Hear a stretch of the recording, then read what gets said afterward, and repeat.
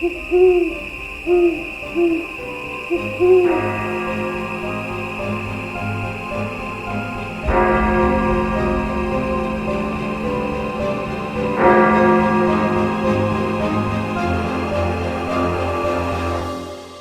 12 past 3.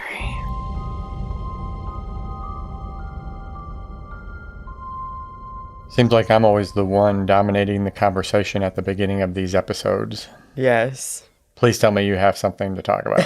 I do. All right. I was listening through music, and there were a couple of songs that kind of gave me really eerie vibes. And I was thinking, this sounds like a song for like serial killers. And I was curious if there are any songs that give you those vibes. Because I'm curious if any of them are the same or if we'd agree on them. Well, never thought about that. Well, maybe I watched too many crime documentaries and movies. So you have specific songs that you want to mention, or? I have a specific person that their song's gonna give those vibes, but I don't want to like throw them under the bus. Why not? I don't know if you know any of the songs from Tiny Tim. Oh, the Tiny Tim Tipping Through the Tulips? Yes! Surprised you even know him. I heard that song and then I like checked out any of his other songs, and not all of them give those vibes, but quite a few, and I don't know if that's like the intention. Oh man, I never thought about that, but yes, I could definitely see that. I was thinking like classical or opera. Oh yeah, I can see that. But yeah, Tiny Tim never crossed my mind. I honestly forgot about him. Oh, well that's sad. Well, it's been a long time. Again, like I said, I'm amazed that you even know who he is. Yeah, I think I know because I probably have heard his songs in a horror movie or show. So let me get this straight. You said you were listening to music and you were listening to Tiny Tim songs.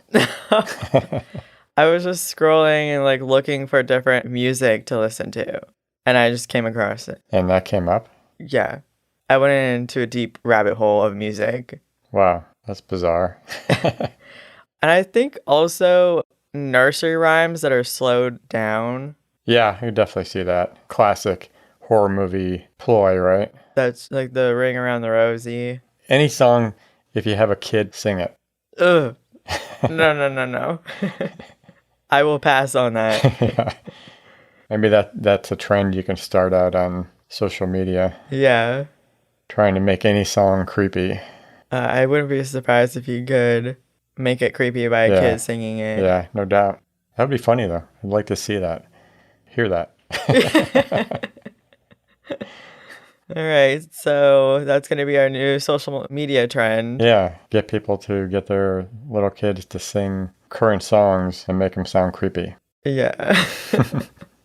Oh my gosh. All right, well, that was interesting. Never thought about that before. Of course, I don't spend a lot of time thinking about serial killers as much as other people do, so. I don't either. I just get weird vibes from certain songs. Yeah, no, I get it. What do you have tonight? I am going to be talking about the horrific murder of Grace Millane, a murder that was after a Tinder date. What's Tinder? A dating app. Yeah, I know. I know. The one I stray away from. I've heard of it. Yeah. Your mom's listening. Yeah, I was going to say you had to clarify that. Yeah. You just heard it. Never been on there? Never been on there. Just heard about it. Okay, which way do you swipe if you want to accept? Well, that's a general concept, right? I mean, Tinder came up with that, but I know it's pretty common. So it's accept right, reject left, up maybe. No. There's no up. Down, definitely. I don't know. Definitely. You like swipe down and you're like stuck with them. Yeah. You can't go back. Anyway, sorry, derailed your conversation as usual. No, you're good. We're educating people what Tinder is. So 21-year-old Grace Millane was from Wickford, Essex. She had recently graduated from the University of Lincoln in September 2018 with a bachelor's degree in advertising and marketing. She decided to go on a backpacking tour during her gap year. Grace was on a 2-week stay in New Zealand after spending a few weeks in South America. She arrived to New Zealand on November 20th, 2018, and traveled around and arrived on Auckland on the 30th. She was seen in Victoria Street, that's in Auckland's central business district, on December 1st at 9 p.m., and seen via CCTV 15 minutes later at Sky City, and was last seen at 9:41 p.m. at the City Life Hotel on Queen Street with a man. Grace's parents began to express concern after she hadn't replied to the birthday wishes they sent her on December 2nd, 2018. They reported her missing, stating it was completely out of character, but police didn't start an investigation until 3 days later after her parents reported her missing. The hotel where Grace was staying had reported that she never went back to her room on the night of her disappearance. Initially, police claimed that there was no evidence of foul play, but then later gathered evidence that she may no longer be alive. On December 8th, the police started treating the case as a homicide investigation. Grace's body was found on December 9th around 4 p.m. in a suitcase west of central Auckland. A post-mortem exam was done on the 10th. CCTV footage showed her going into a hotel with a man who was later identified as 28-year-old Jesse Kempson. The two were on a Tinder date and were spotted kissing at the Bluestone Room bar in Auckland.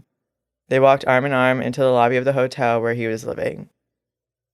Before I continue further in the story, I do want to warn that, like usual, there is sensitive topics in here. So if it's something that will bother you, please step away, maybe. Not you. Again.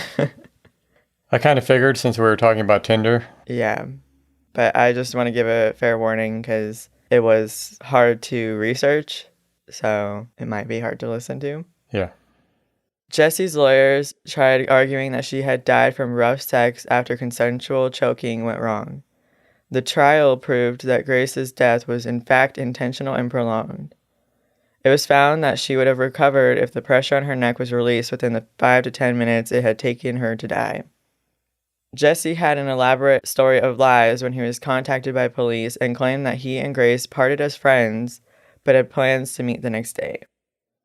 CCTV footage showed him buying the suitcase, so of course he changed his story by saying that Grace had told him that she learned BDSM games with a former boyfriend and asked him to choke her during intercourse. The jury found out about Jesse's history of exaggerated stories and his habits of lying. Prosecution described he had taken intimate pictures of Grace after he killed her, viewed porn while she was dead in the room, and searched things like rigor mortis. Well, that's disgusting and bizarre and kind of puts any doubt in his story about an accidental. Yeah, especially like the search history and stuff. Well, and the photos and stuff. How sick can you be? Yeah, that's... Ugh. During the initial appearance, Jesse was denied name suppression, but this was appealed by the defense, automatically triggering temporary name suppression for a period of 20 working days. The suppression order could not be enforced against media outlets outside New Zealand, so several outlets, particularly in the United Kingdom, chose to publish Jesse's name. Google included his name in an email it sent to subscribers of its newsletters on trending topics in New Zealand, which claimed that 100,000 searches had been done of the name within the country. The New Zealand Bar Association criticized the media, saying that the publication of his name endangered his right to a fair trial. I say bullshit. Yeah. Too bad. Yeah. Jesse was placed in custody and appeared in the Auckland High Court on January 16, 2019, where he pleaded not guilty. His identity remained suppressed pending an appeal. The appeal was heard on February 7th.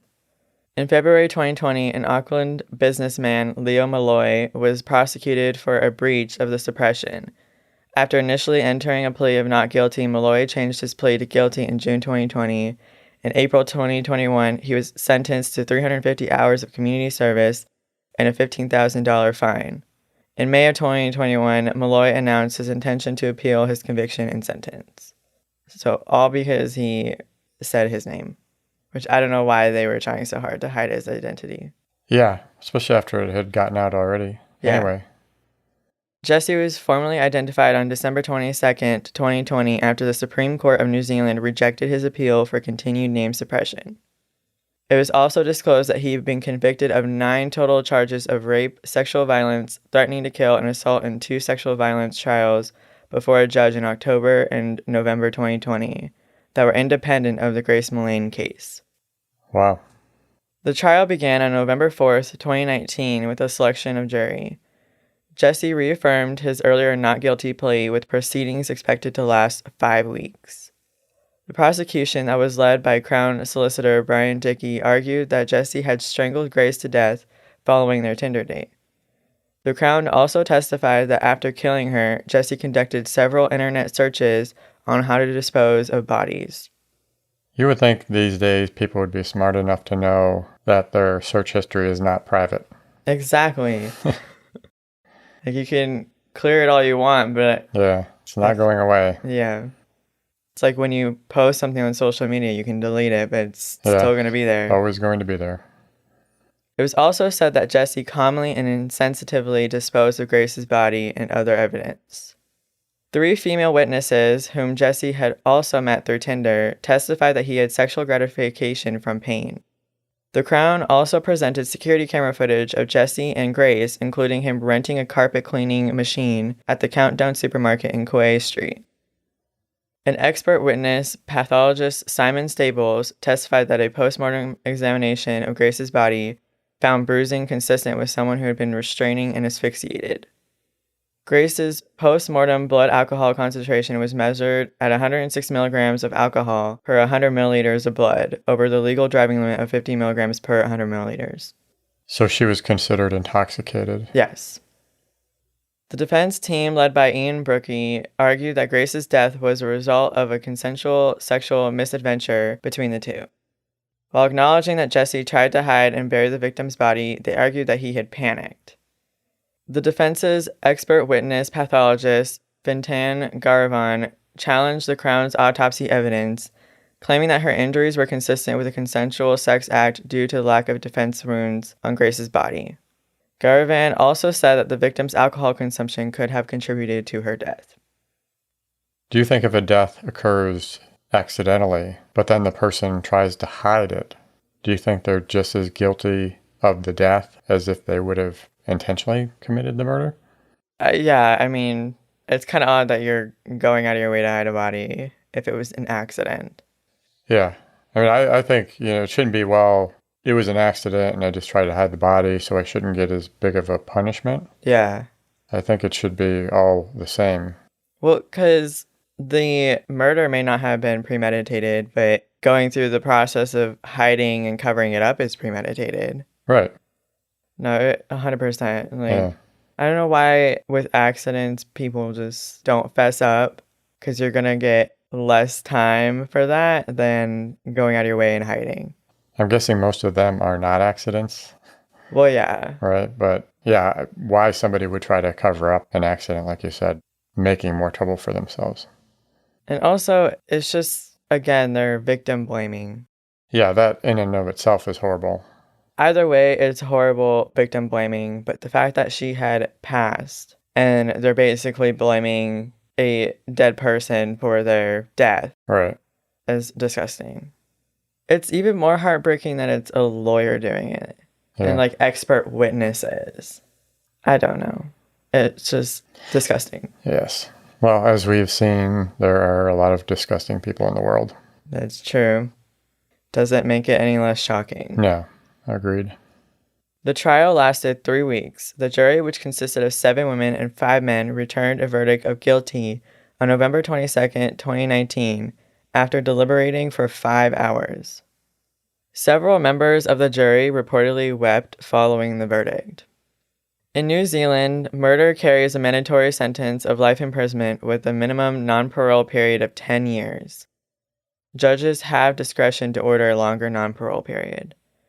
On February 21st, 2020, Jesse was sentenced to life in prison with a minimum non-parole period of 17 years. On March 18th, it was reported that Jesse would appeal his conviction and sentence at the Court of Appeal. The appeal hearing began in Auckland on August 6th. On December 18th, 2020, the Court of Appeal dismissed the appeal, although the Supreme Court ordered that the name suppression should remain in place until a further court order. That same day, it was reported that taxpayers had paid more than $400,000 in his illegal aid. Yeah, that's another shame, but part of the process. I don't understand why there's any parole options. Especially for murder. Right. Yeah. I don't see how you can really be rehabilitated. No. Or how you could possibly be able to get out in 10 or 17 years. Yeah. On June 29th, 2021, the Supreme Court dismissed Jesse's application for leave to appeal the verdict, thereby exhausting his legal avenues to overturn his conviction. So he has no more options. Well, yeah. That's pretty incredible because it seems like here that can go on for years. Well, it was 2018 and... No, I know, but here you could be like 20 years later, people are still appealing their cases. That's true. I did also read that New Zealand did have an apology for her parents, saying that she should have been safe in their care. In the country's care? Yeah. But I feel like it's one of those things that was out of their control. Seen a little bit about New Zealand. Seems like a beautiful place. Yeah. I'd love to go there, but I'd never really paid attention to what the crime rate is there. Every place has crime, right? Well, yeah. I mean, you can't get away from that. I think meeting anyone on social media or like a dating app, you got to be careful. Unfortunately, there's a lot of people with bad intentions out there. But yeah, that was it. Well, that was sad. Yeah. I do want to mention, because I thought it was really weird, when I was out yesterday and I was at a stoplight, there was a man walking up to the crosswalk with a giant suitcase. Oh. And, you know, being a part of a true crime paranormal podcast, you automatically think the worst. But it's weird because I don't think there were any hotels nearby, and I don't think... Yeah, I think the airport was definitely nowhere near. I think I'd be a little suspicious if somebody's randomly walking around with a giant suitcase. Yeah, it was really weird. I was like, yeah, I don't know about that. You should do that story of, can't remember her name, from Arizona. This was back in like the 20s or something, 20s or 30s, where she killed one of her friends or two of her friends. Oh my and gosh. Packed them up in one of those big traveling trunks. Yeah. And then took the train to LA to try to dump them in the ocean or something. That's crazy. But she got busted because the trunk was leaking. Ew. Yeah, I remember you bringing that up and then I forgot about it. Yeah, so did I until you mentioned the the guy with the suitcase. Yeah. That's horrible. So, what is your episode? Or My episode? Your episode. My entire episode. What is... So... Why did you do that? What? So, what is your story for this week? A few weeks back, we were talking about reincarnation. Yeah. And how Dr. Ian Stevenson from the University of Virginia had taken a combination lock that you can set your own combination. Yeah. And he created a letter to number key, so the first letter of each word in a 5-word phrase mapped to a number in the combination. Then he placed it in a filing cabinet in his department and told everyone that after he died, he would try to get the combination to someone, or the message to someone, somehow. Yeah. Right? The last I had read, nobody had gotten the message yet. I wanted to go back to that because at the time I didn't go into the fact that Dr. Stevenson wasn't the first person to come up with that idea. Yeah. Houdini actually planned something similar with his wife. And he may not have even been the first one. I didn't really dig into that, but I'm sure he's probably the most famous. Yeah. I talked about a while ago in the Patience Worth episode. That's going way back. Revisiting old episodes. About how the age of spiritualism was at its height around the early 1900s. Yeah. Houdini's interest in spiritualism started out of curiosity. He had a desire to try and contact his mother after her death, but he also suspected that the connection to the spirit world was based on trickery. So he began to spend a lot of his time traveling around to uncover the frauds, psychics and mediums. So he was trying to ruin the fun. Yeah. Well, just these people who are taking advantage of other people by taking their money and then conning them into thinking that they had got messages from the spirit world. That's true. kind of like the psychic you ran into at the crystal shop. I was thinking that. It's like, this sounds familiar. Sorry to bother you, but I'm getting a message. If you give me $50, I'd be more than happy to tell you what the spirits are trying to tell you. Well, it was like, oh yeah, it could be a good message. And then when I said I wouldn't pay, she's like, oh, I'm just feeling a lot of negativity, like mental illness. And I was like, yeah, because I am good with my money. Oh, Like, the mental illness came after you declined paying? yeah. Oh. That's hilarious. No, it was a bizarre situation. And then when she walks away, we go like our separate ways. I turn around to make sure she's not doing it to anyone else. And she's gone, like disappeared. She disappeared? Oh my God, she was. I think she bolted out of there. My mental illness was too scary for her. Yeah. Oh my gosh. Where was I? In an interview with the Los Angeles Times, Houdini said, quote, "It takes a flim-flammer to catch a flim-flammer." What the hell is that? That's 1920s speak. Wait, the LA Times existed? Yes. Wow. They did actually have print back then. I know, but I don't know. I didn't think they were that old. Interesting. I'm going to skip that word. What? Interesting. Okay.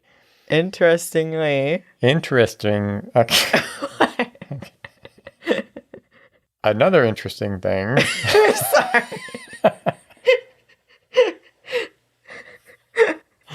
I can get around any word. Okay. All right. Okay. Sorry. That's right. Another interesting thing was Houdini became friends with Sir Arthur Conan Doyle, who is, if you don't know, the creator of Sherlock Holmes. Oh. Doyle was a big believer in spiritualism and became a high-profile proponent of the movement. He was convinced he had communicated with his dead son, although his son's death did not prompt his interest in spiritualism, his son dying in 1918, but his interest was said to have started back in 1916. Oh. Doyle's wife arranged a seance telling Houdini she could contact his mother. During the seance, Lady Doyle produced automatic writing which she said was a message from Houdini's mother.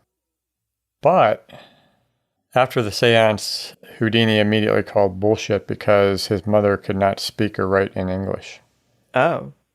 That was interesting. That was my reaction. But I was thinking, would it be so unbelievable that somebody in the afterlife would not be limited by the language that they knew in life?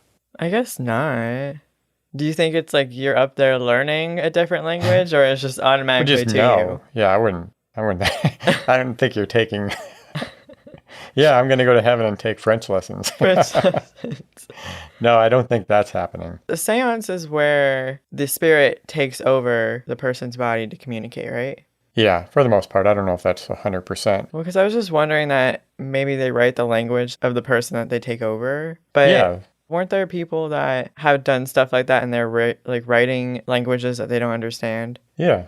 If they're communicating with you at a different level. Yeah. And you're just translating it somehow. Yeah. Anyway, don't want to get down that rabbit hole. After that incident, the relationship between Houdini and Doyle began to fall apart. In 1922, the magazine Scientific American started a contest and offered $5,000 to anyone who could provide proof of ghosts or the afterlife that would hold up to scientific scrutiny.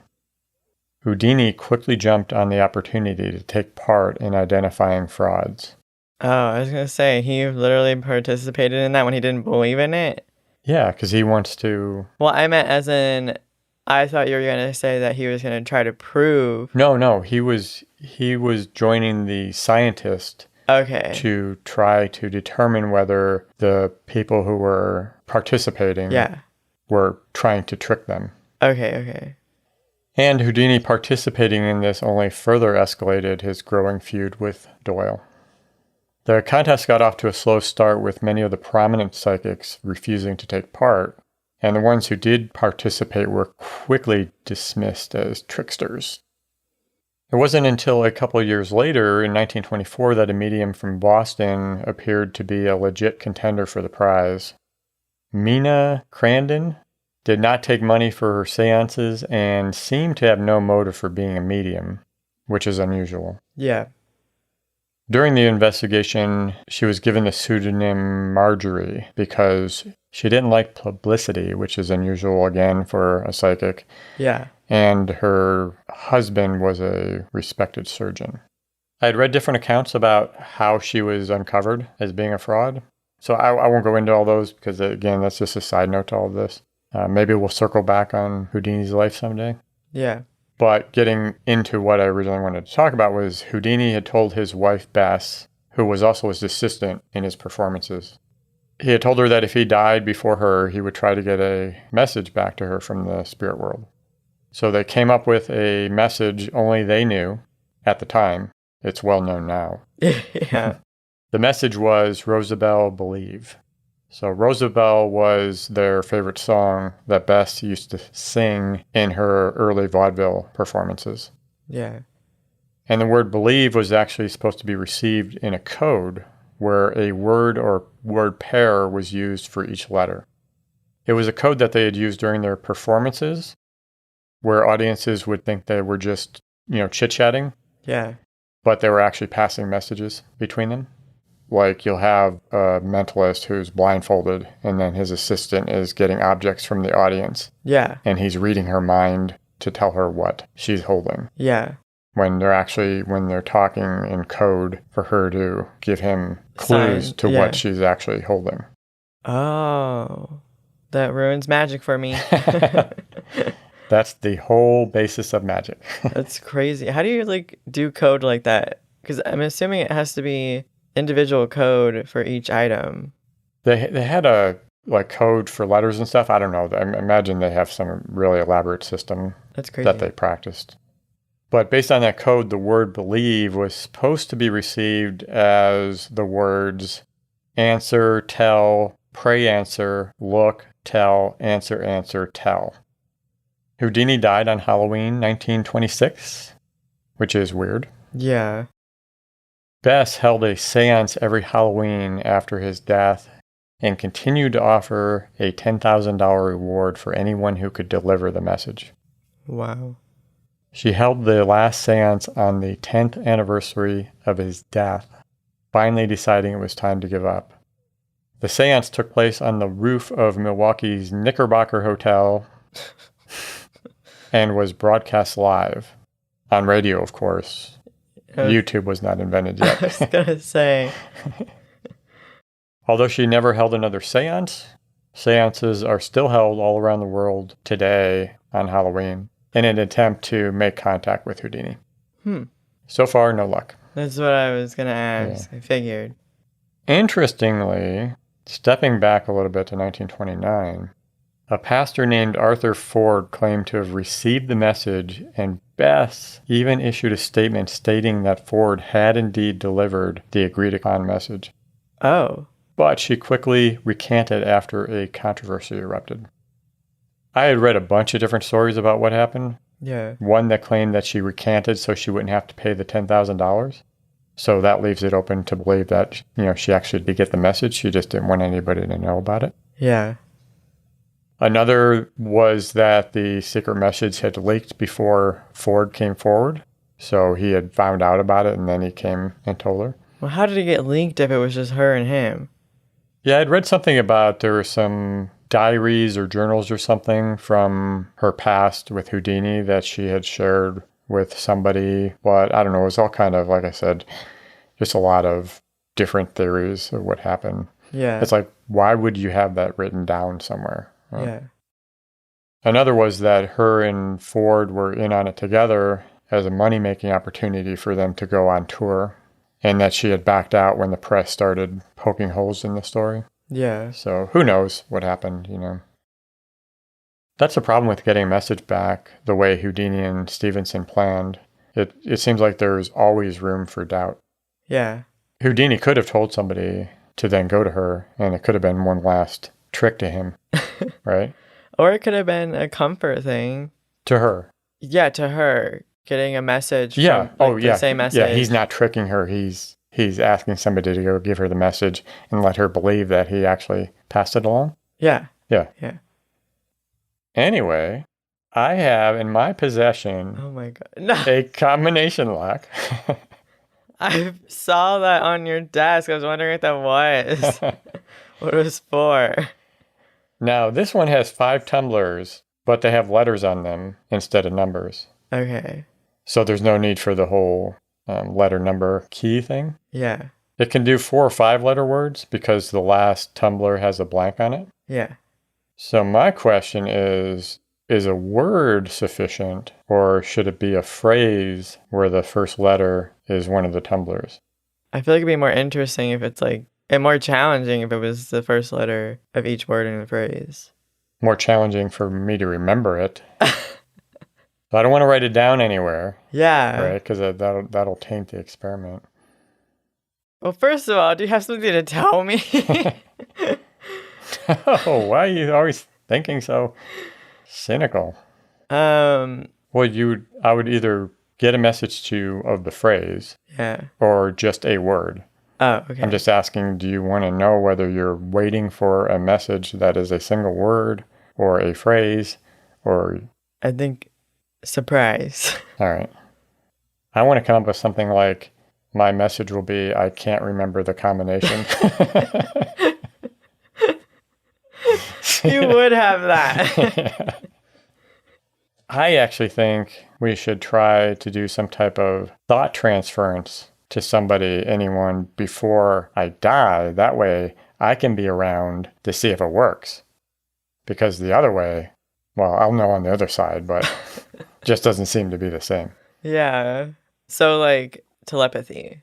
Yeah. Telepathy, or can you transfer something into somebody's dream? A message or something? Because I was thinking you have a person has one shot at it, right? Yeah. I mean, obviously, we're not getting a ton of messages back from the other side.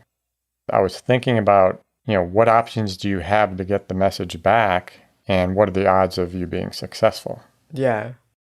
Like in Stevenson's case, he was focused on reincarnation because that was his field of study. Yeah.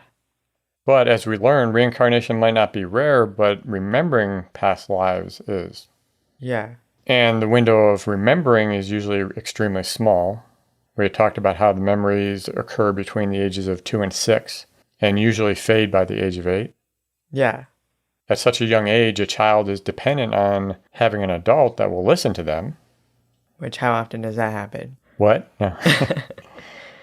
And most reincarnatees only remember pieces of their past, so they might not even remember the message. So reincarnation sounds like the odds are as good as winning the lottery. Yeah. Then if you think about it, if you are reincarnated and you're not able to get the message through, well, you're no longer in the spirit world, so you no longer have any more opportunities to pass the message along. That's crazy. Yeah. I guess you could come back as a ghost, if you could do that, and try to pass the message along. Yeah. Right? You're like spending your ghost life trying to give people messages. Yeah. And everybody, you appear and everybody's screaming. You're trying to give them your message. Would you be quiet for a minute? Oh my gosh. Visit somebody in a dream.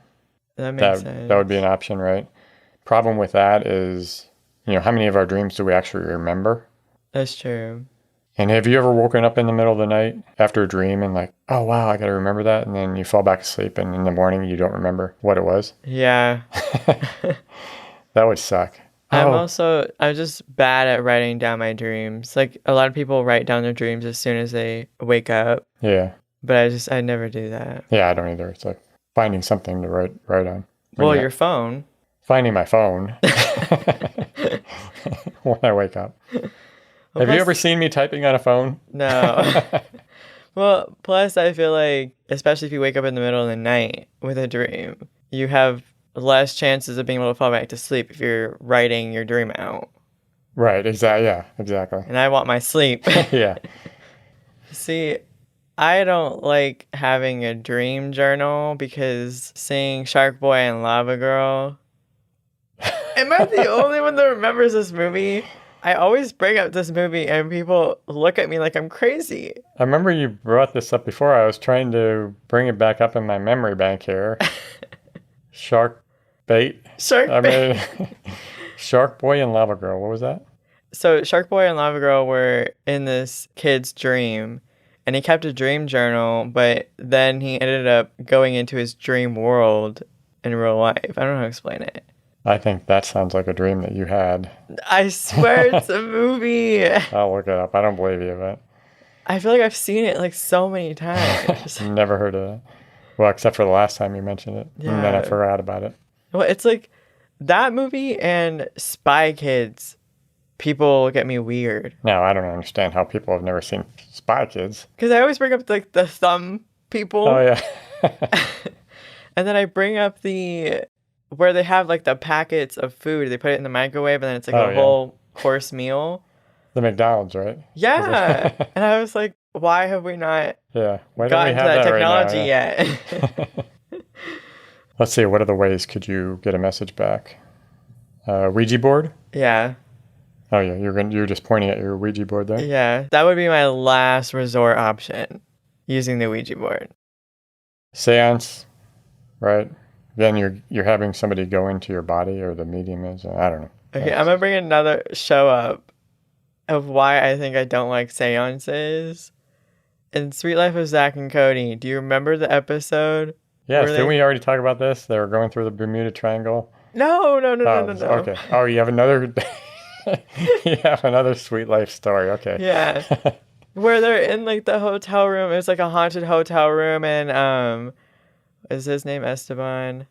I have no idea. The bellhop boy. Yeah.